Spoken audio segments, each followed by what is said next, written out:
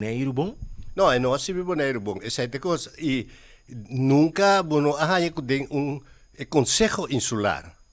Que for de 10, tá, nós temos dualismo. Que você tem que controlar o colégio executivo. Então, aí não só sucede. Você vai com ditadura de 5 pessoas, tá dizendo, ok, for. Então, não tem oposição na caia. Mas quando a oposição é válido, na nota cooperar. Então, ora que se que cooperação, ora se não diz que a oposição não está cooperar. Pois tem uma ditadura de maioria, então botar que o líder, o senhor Sinachu, também tilda por oposição, que a oposição tem uma ditadura de minoria.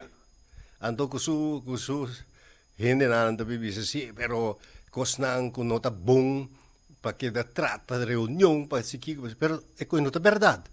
Verdade está que o colégio executivo está permitindo e não está mandando documento. Então, essa é bota mina democracia, então que ajuda de você governar no Conselho Insular.